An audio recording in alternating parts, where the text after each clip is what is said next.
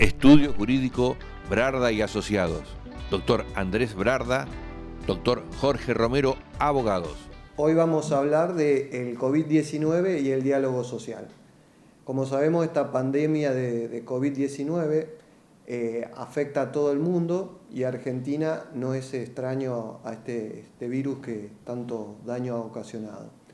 La mayoría de los países han adoptado acciones o medidas similares: aislamiento, cierre de centros educativos, disminución de la circulación, distanciamiento, uso de barbijos, uso de alcohol en gel, y Argentina no ha sido ajeno a esto.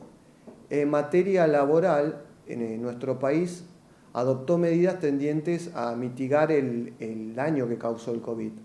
Podemos mencionar 4 grandes medidas: el Programa de Asistencia de Emergencia al Trabajo y Producción, el ATP, que significó un monumental esfuerzo del Estado con el pago de salarios, créditos, y en este tema también podemos mencionar qué importancia tiene el Estado para ayudar, para proteger a los trabajadores y a las empresas, en contraposición de aquellos que pretendían el desguace del Estado o con políticas neoliberales manifestar que el Estado no tenía que intervenir, y fueron los primeros en golpear la puerta del Estado para buscar la ayuda. También otras medidas fueron una serie de decretos, resoluciones que se dictaron con urgencia. Podemos mencionar el decreto 329 que estableció el aislamiento social preventivo y obligatorio, la prohibición de despidos y suspensiones por causa de fuerza mayor, dejando abierta la ventana del artículo 223 bis para suspender a los trabajadores a cambio de una remuneración acotada. También se dictaron normas tendientes a reconocer al COVID-19 como enfermedad laboral no enlistada, y el Ministerio de Trabajo, la Superintendencia de Riesgo de Trabajo, también estableció protocolos para determinar cómo se tiene que trabajar, qué medidas de higiene y seguridad tomar. Quizás lo que faltó un poco es mayor diálogo social, porque las medidas en principio se tomaron en forma unilateral, es decir, se dictaron los decretos, las resoluciones, y los actores sociales fueron notificados sin haber sido anteriormente llamados a discutir estas medidas. Podemos decir que hubo diálogo en la denominada reunión tripartita que se produjo entre CGT y la Unión Industrial, con la asistencia del Ministerio de Trabajo y Producción, pero de esta reunión tripartita luego surge un documento, y la crítica que se le hace es que, dos críticas podemos hacerle. Primero, que no se convocó antes a todos los representantes de los trabajadores y de los empleadores. Y segundo, que se le comunica directamente la resolución. Si tomamos el modelo de la OIT, de la Organización Internacional del Trabajo, sobre todo las recomendaciones que se hacen para el centenario de la Organización Internacional del Trabajo en 2019, habla de la importancia del diálogo social y de la convocatoria a todos los actores sociales. Es decir, en esta reunión tripartita donde surge el documento relativo sobre todo también a la dispensa laboral y a los límites en la reducción de salarios en los casos en que no se presten labores, la crítica es que solo se llamó a la CGT y la Unión Industrial. No se llamó a todos los representantes de los empleadores, no estaban los 8 grandes grupos económicos, no estaba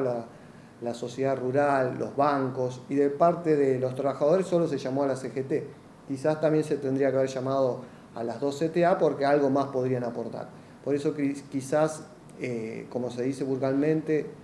no son todos los que están ni son todos los que estamos. Faltó mayor diálogo, faltó mayor convocatoria, quizás debería haberse discutido qué medidas tomar convocando a los actores anteriormente. Se entiende por la urgencia, la necesidad o la inmediatez que requerían estas medidas, pero dejamos abierta la posibilidad de que a futuro, que ya ahora que está el COVID planteado y que ya sabemos que ya tenemos el problema encima, ver a futuro cómo salimos de esta, y creo que la mejor forma es un diálogo social abierto donde se convoquen a todas las partes. Otra cuestión que tenemos que tener en cuenta en la actualidad de las relaciones laborales, a raíz del COVID, vimos que surgieron nuevas formas de trabajar, que ya